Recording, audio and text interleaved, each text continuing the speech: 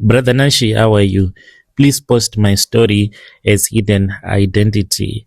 I sometimes don't listen to some of the programs that you post because I just prefer to listen to the confessions in English, not in other languages.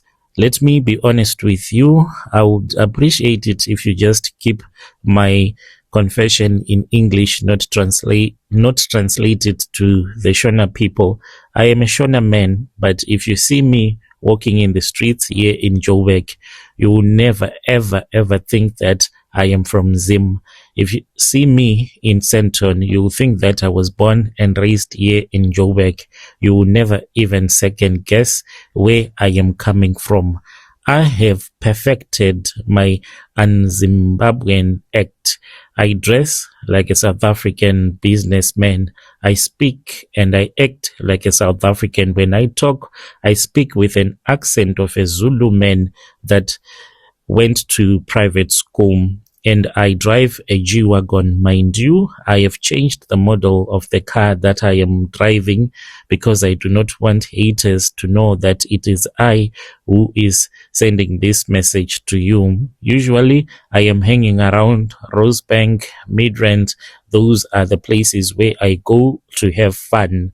I have officially and Zimbabwean myself because I am ashamed of the poverty of the place that I am coming from. I remember very well, and I am traumatized whenever I think of the time when I came to South Africa with nothing, when we had to cross the Limpopo River, when I saw a woman that was dragged down to the bottom of the river by a crocodile. Even if you say that I am a devil worshipper, so let it be. I have an altar in my house, but it is better because I am living a life that is much more better than most of you other people that come from the country where I used to come from. I am living a life that is fulfilling, even though there is a part of me that is filled with regret. But regret, you can deal with it when you have money. It was in 2021. I was tired of being a Zim guy struggling in the CBD. I went to a man in Guyana. I was working with guys mainly that were from Mozambique. You know that someone that usually say that they come from Guyana if they are staying here in Joburg, if you dig deep, most of them, they just say that we are from Guyana, but usually they are from Mozambique that came to South Africa, and because they know how to speak Tsonga perfect because it is their own mother tongue, so they just end up saying that we are from Guyana, just like a lot of people from our country. If you hear someone saying that I'm from Venda, then you need to suspect, because it is quite easy to learn Venda if you are Shona. That was my first language that helped me to pass through different checkpoints because I stayed in Venda for a very long time, and after I had learned the language, that was when I came to Joburg. So we would be selling in the CBD, hustling here and there, and then that was when I became friends with these other guys that were involved in a criminal syndicate that I can't talk about. So these guys, in order to avoid being arrested, they would go to a certain Sangoma there in Guyana, who was from Mozambique, but he got married to a South African woman.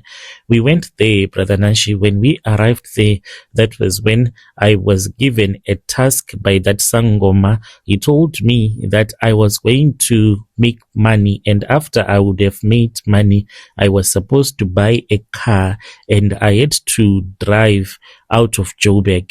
Even if there was no way where I was going to, I would just drive even to Durban. Then I would pick up some passengers.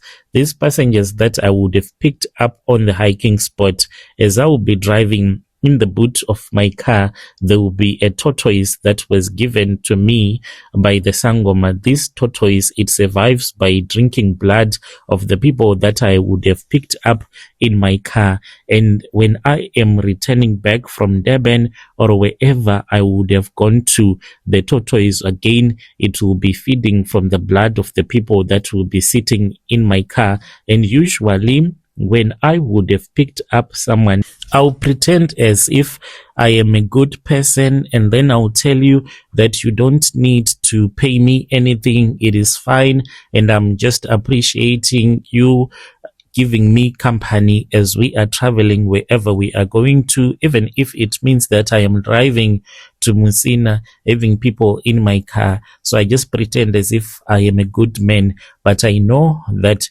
your money is worth nothing, but your blood that my tokoloshi will be sucking from your body, it will be worth something. So I did this, Brother Nashi, when I was being trained to live a new life as a ritualist. I did this for 6 months. I bought a small velvet lined box and I started keeping it in my bedroom. And for 6 months, I would travel. Usually during the week, I would go to Durban. Then if it was weekend, I would travel back to Joburg, usually on a Sunday, when I know that there will be people that will be returning back to work from Durban to Joburg or from another province, and I will be picking up those people. I started to make money for this tortoise whenever it is satisfied with the blood of the people that I would have picked up in my car. It will start to vomit money. Just that the people that will be in my car, they won't be able to see it. Even if they put their bags in the boot of my car, they won't see that there is a tortoise that is vomiting. It starts by vomiting about a liter of blood. Then it will start to vomit money. Usually it can vomit up to 10, 13K each and every time that I would have gone out. So per trip, I can end up making about 13K that I'll just go and spend with the women that I date. When it comes to dating, I have my own preference. I don't date Zimbabwean women. I find them too boring. I prefer the cream on top. I like to date only Zulu women here in South Africa. To me, they are like a status symbol. Like, I have arrived, gents, in South Africa. How can I be dating women that are coming from Zim? And they represent the fact that I have arrived. Right now, I have 4 girlfriends. Each of them gets a monthly allowance of 7 to 8,000 rands on a monthly basis. I am not talking about fiction. This is the money that goes out of my pocket. I even set up an automatic payment system at the end of the month. Each and every girlfriend who will be in an active relationship with me, as long as I do not cancel her account on that very same day, when it is 12 midnight, then the 7K is deposited immediately into her account.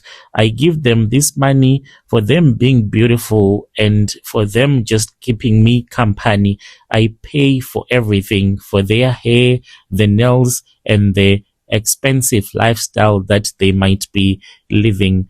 I love it when a woman calls me daddy, when a woman calls me her beloved blesser. When I walk into a club with a Zulu woman and I feel as if I am like a god on this earth. I feel like I have erased my Zimbabwean past. I feel like the boy who used to walk barefoot in a village in Masvingo is dead. And when I flash a South African ID, then you will never even suspect that your boy is from Zim. Do you know that I spend 28,000 each and every month just on allowances for women whom I am dating? Some of them, they don't even know my real Shona name. They just know me as Junior, a South African businessman. I am living a lie, even though I am living a lie, but it feels so nice to have all of this money, to have all of these women that will be all over you. Yes, my men, we are enjoying life, but there are times when we need to get serious in life. I know that I am still Zimbabwean in my blood, even though I have everything that I have material wise, but this won't make me to be a true South African. There is something, my brother, that has been bothering me, and I am trying to be humble. I'm usually not a humble person. You know, money, it does not make you to be a humble person. I am used to have men, grown ups, kneeling down in front of me, calling me Grootman, saying that please just give me something so that I can buy something for my kids. And it is hard for you to be humble, but I am going to try not to be arrogant anymore, because whilst I am throwing money, your 50 rand notes at a strip club, my family, my brother back in Zim, they are suffering. This is what has brought me to you as a brother, to see how we can solve this issue, because the life that I am living right now, I don't think that I'll be able to return back home. But I just wanted you to tell me your opinion on this issue. My brother, I have a family back home in Zim. I left a woman with a child. We met when we were still in high school, and then she fell pregnant, and then I came to South Africa. My family in Zim is living in a poverty-stricken nightmare. They are literally picking up ants with their mouth. That is how much poor I know my family is. I know where I am coming from. Growing up, we used to be the ones that were so poor in the village, and even the houses that were at our compound, you know, we would go into the bushes, we would look for bamboo sticks, and we would build our houses using those bamboo sticks and mud.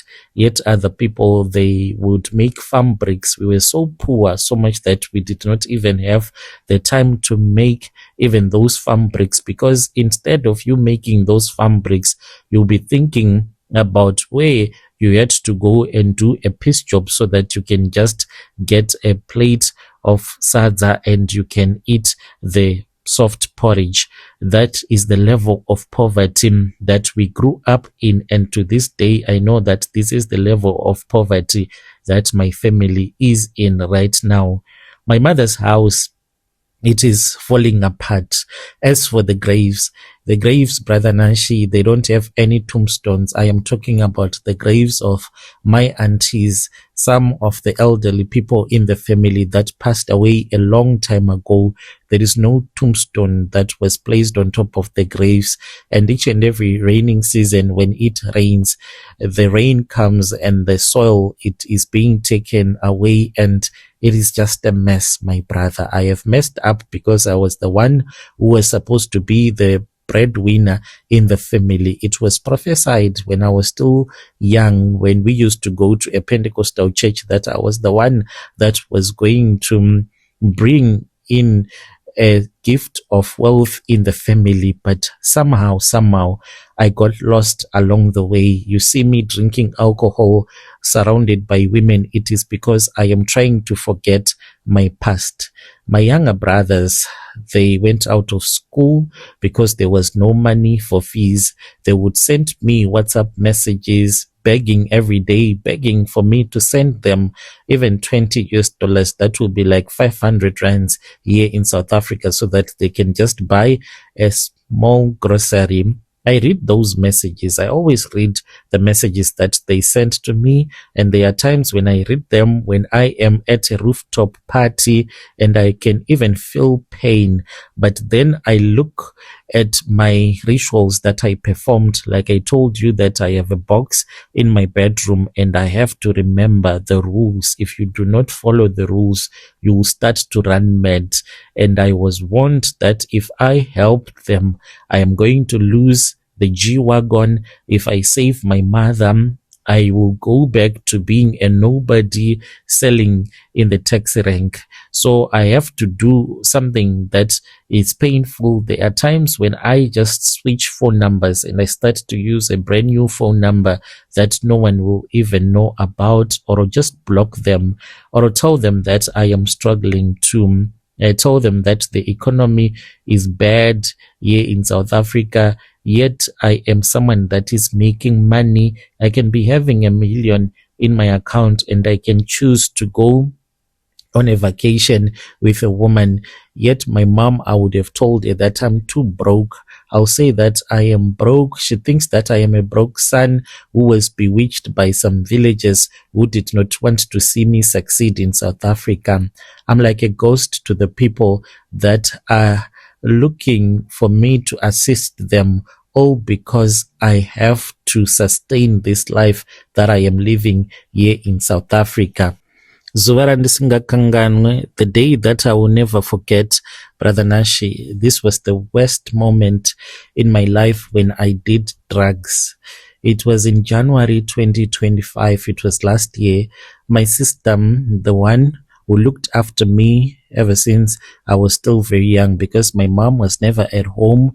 They were trying to do some piece jobs so that they can get some food, because we would do food for work without getting paid. So my mom and my father, they would always go to other villages. Sometimes they would walk for days just looking for piece jobs, or they would go to the place where there was a railway track so that they can pick up the maize grains if there was a goods train that would have passed by the villages and it will be dropping some maize grains. So they will spend days and days just walking, following the railway tracks and picking up the maize grains. So my sister, she then sent me a voice note. She was crying and she said that her daughter, she was supposed to write her O levels. This was last year, and she needed registration money. And it was not even a lot of money. To those that know that the ZIMSEC registration, if you are someone that handles a lot of money like the way that I do, it's like something that you don't even think about. It was maybe around 4,000 or so. It's nothing to me, considering the fact that I use more than that money even in a single day. So the money was there, Brother Nashi, and she begged me and she said, please help me just this once. I want my daughter. She has a future. Please do not let her down. Otherwise, she's going to start sleeping around with boys and she'll get impregnated. I had more than 200,000. I still remember it was more than that in my business account that morning. I had a friend of mine whom I wanted to borrow the money because I did not want to spend it. And I wanted to buy something else. There was this other girlfriend of mine who told me that she wanted me to buy a 15,000 rands watch for my girlfriend. And when I was thinking about all the things that I was supposed to do, guess what I did, Brother Nash? This is what made me to fall into drug addiction just for a little while. Then I was able to recover because of the things that I did after my sister had begged for money. I typed and I said, Kwakatra Sistran, I am broke. Things are tough in South Africa.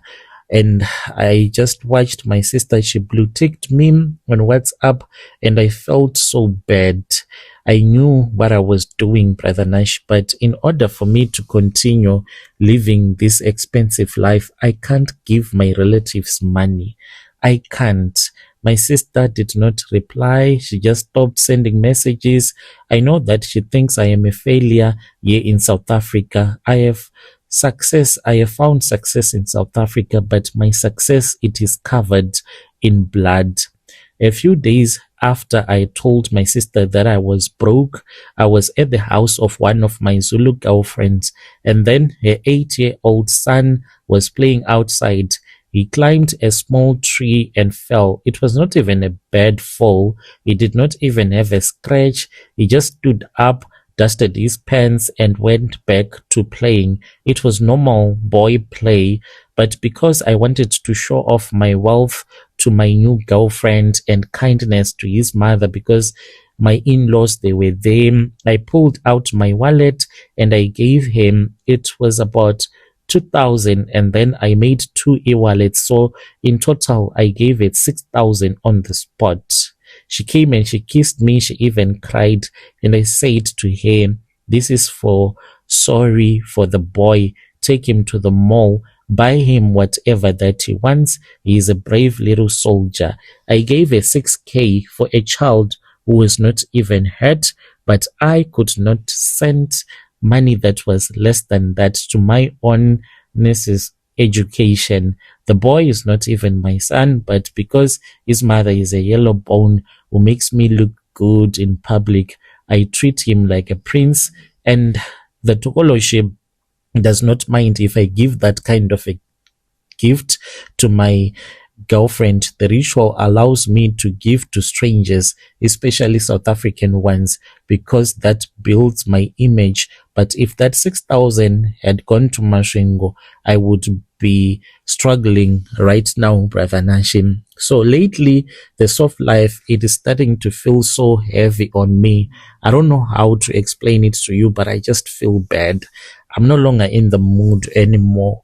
I started taking drugs because I was so depressed, knowing that I was supposed to assist my sister in the money that she wanted so that her daughter can continue with her education. There are times when I am home alone without my girlfriend and I don't have anyone to talk to in Shona, always speaking in Zulu, pretending that I am a South African, and I avoid speaking with Shonas. Even my phone, if you see it, you will never think that it belongs to someone that is from Zim. I don't have anyone to discuss with. If I die tomorrow, I know that my girlfriends, they would only cry because of the 7,000 allowance would have stopped. They don't know my mother. They don't know my village. They don't know anything about me. I have un-Zimbabweaned myself so much that I don't know who I am anymore. I see other Zim guys at Shona Bry Sports laughing, speaking in Shona. You know, it just makes me to miss home, driving their cars.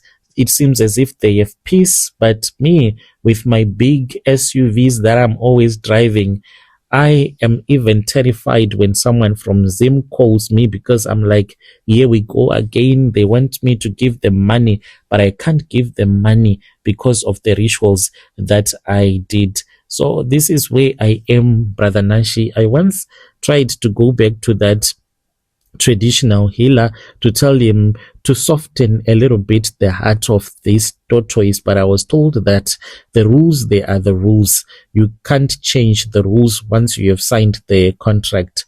I see the women that I date and I know that they are there just for the lifestyle. If I do not have a Tokoloshim and if I do not have money, they will all vanish.